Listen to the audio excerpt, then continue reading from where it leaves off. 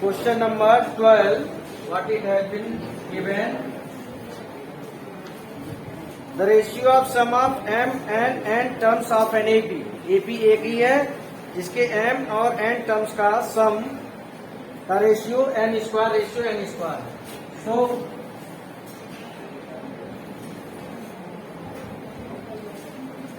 m by 2 2a m minus 1d upon n by 2 2a n minus 1d is equal to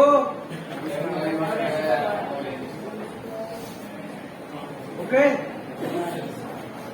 आपको ratio क्या निकालना है, find out क्या करना है, a plus m minus 1 d और a प्लस n माइनस 1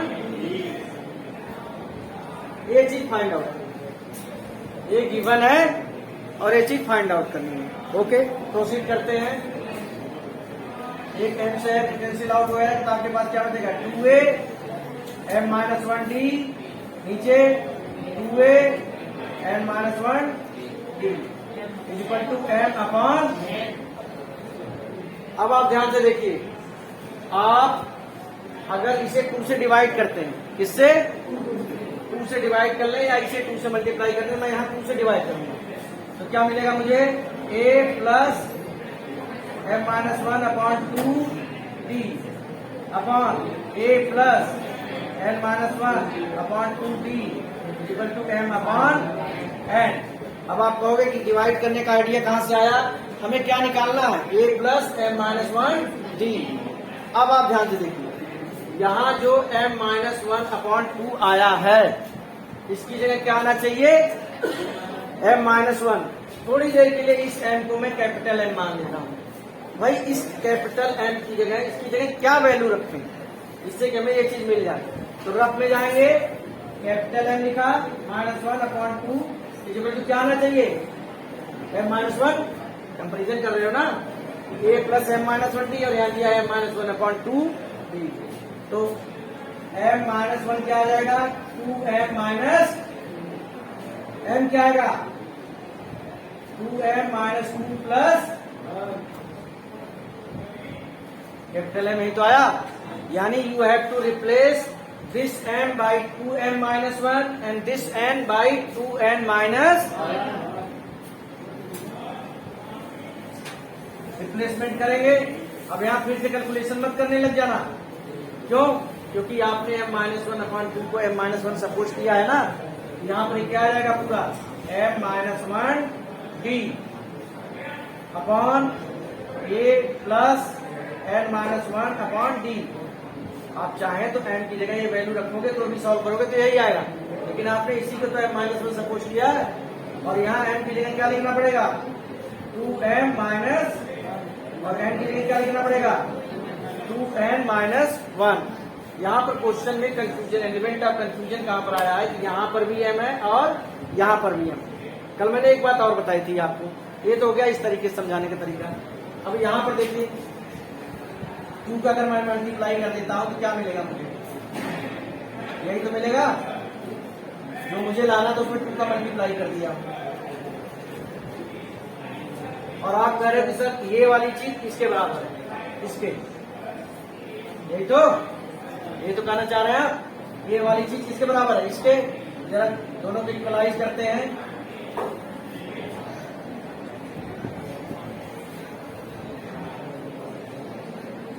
ये चीज आई 2a से 2a कैंसिल हुआ, लेकिन ध्यान रखना d से d कैंसिल हुआ। इस m की वैल्यू आपको निकालनी है, इसकी वैल्यू निकालनी है, इस m की वैल्यू निकालनी है, और इस वाले m कैपिटल M लिखने से क्या आएगा, 2m minus 2 is equal to m minus 1। ये माइनस 1 इधर आएगा तो क्या हो जाएगा, plus 1, 2m minus 1 is equal to capital M। इसी भी तरीके से आप इसे कर सकते हैं, दोनों चीजें आपके पास अवेलेबल है। Question number 30, SN 3n square plus 5n A M S M दिया है। First of all we will find out A1 A and common difference D। S1 3 + 5 8, यही आपका A1 है और यही आपका A है। अब आप S2 निकालिए तो 3 × 2² + 5 × 2 12 + 10 22। S2 क्या होता है? A1 + A1 की वैल्यू क्या आ रही है? 8। A2 क्या आ गया? 14। कॉमन डिफरेंस D क्या होगा? A2 माइनस 14 माइनस 6 आ गया D। अब A M दिया ना, सॉरी A M दिया है। A M का फॉर्मूला क्या होता है? A + M - 1D = 164। A की वैल्यू क्या आई है? 8। M - 1 D की वैल्यू क्या आई है? 6। 164 M - 1 6, 8 को उधर ले जाइए। 164 - 8 156। M - 1 upon 6 M - 1 M = 26 + 1 27, and this is your answer. Question number 40. Insert 5 numbers between 8 and 26.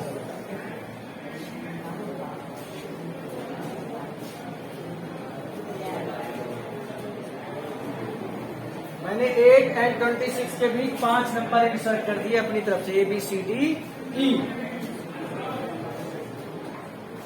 such that resulting sequence is in AP।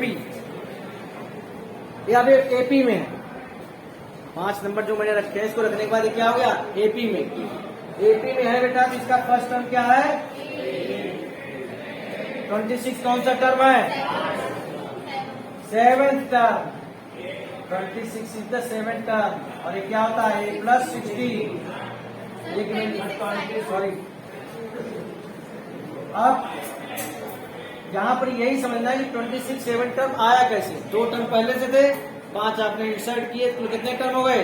7। A की वैल्यू क्या है? 8। 60 = 18।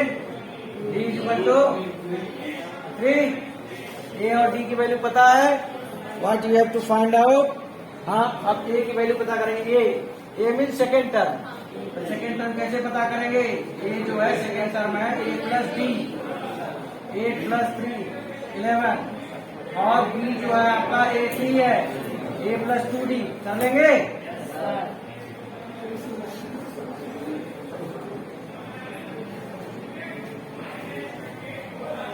Question number 50।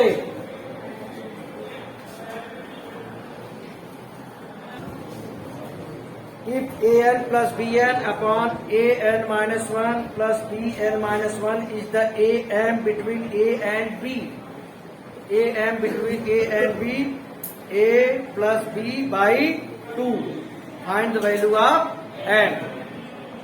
जो सिंगल सेंटेंस इन्होंने बोला है, उसी सिंगल सेंटेंस को मैंने यहाँ इक्वेशन के फॉर्म में लिख दिया है। अब क्वेश्चन क्या हो गया?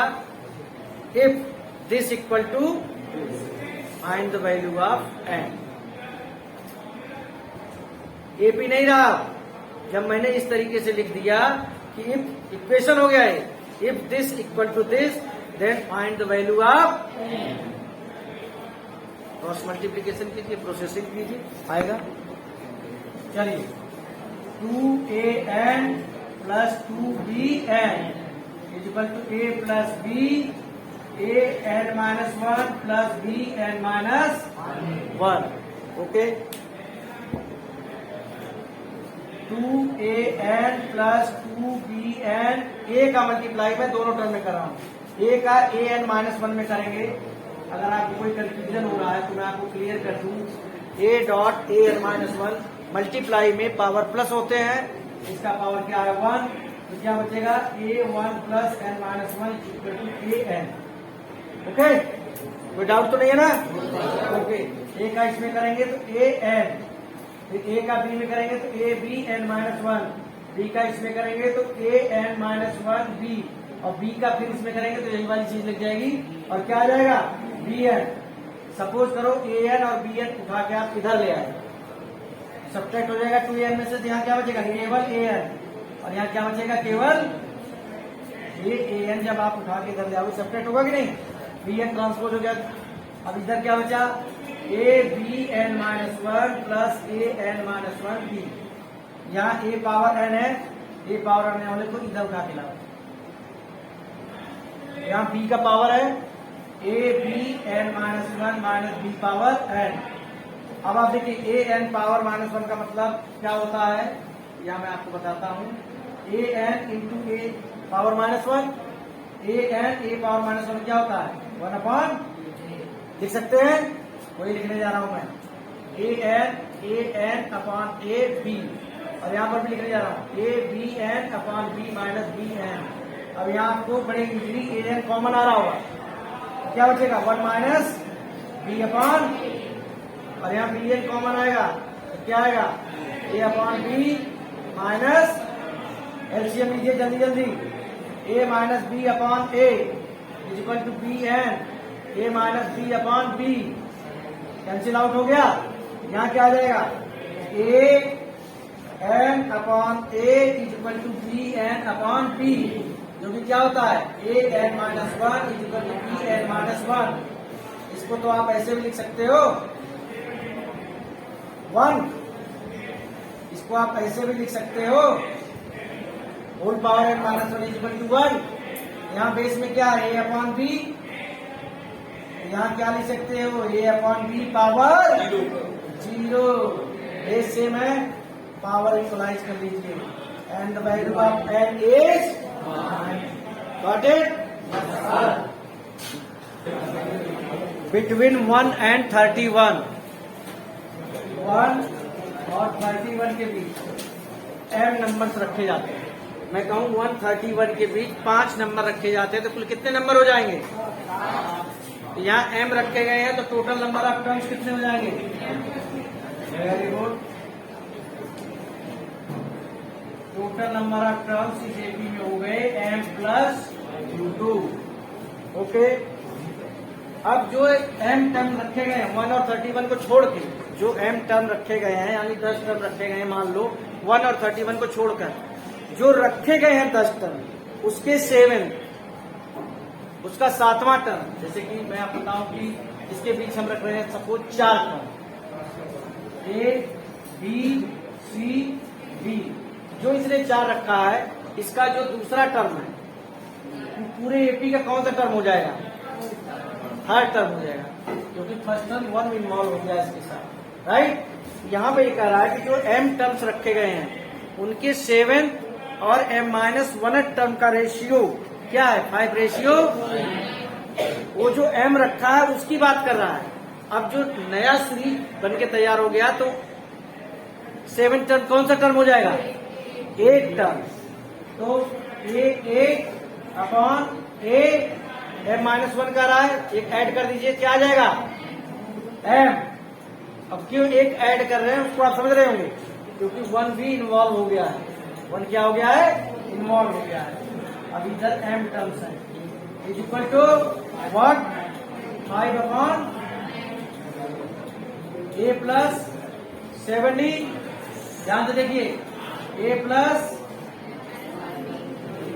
a की वैल्यू क्या है बेटा,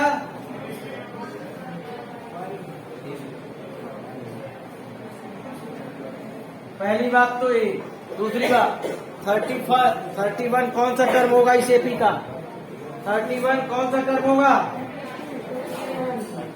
m प्लस 2 टर्म, m थे तो ए m प्लस 2 है 31, a प्लस जैसे आप n-1 करते हो तो m प्लस 2 माइनस 1, ये की वैल्यू क्या है 1, यहाँ क्या बचेगा m plus 1d is equal to 31, m plus 1d is equal to 31 minus 1 30, तो आपका d क्या आ जाएगा 30 अपॉन m प्लस, इस d की वैल्यू को यहाँ लाके पेस्ट कर दूंगा।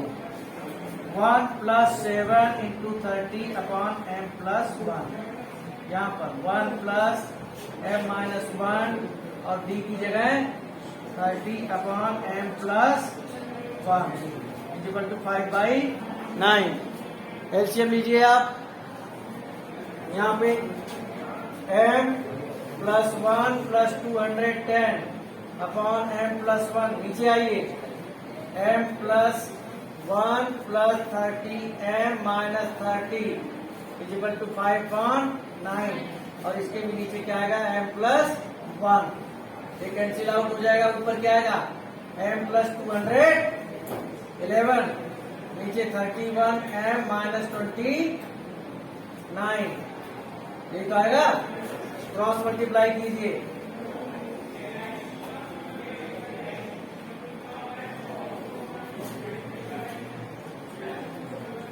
m एक तरफ ले आइए। कैलकुलेशन थोड़ी लेंदी हो गई है, मिस्टेक होने का भी चांस रहता है, वो कर लेंगे, लेकिन कंसेप्ट वही रहेगा।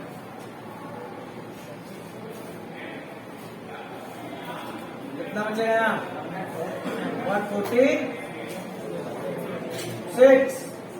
146 है।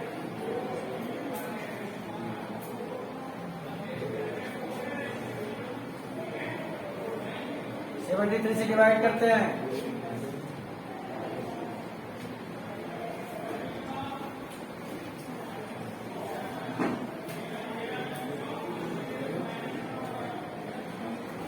क्या आएगा यहाँ पर, and this is equal to 14। The value of m is 14। कोई डाउट?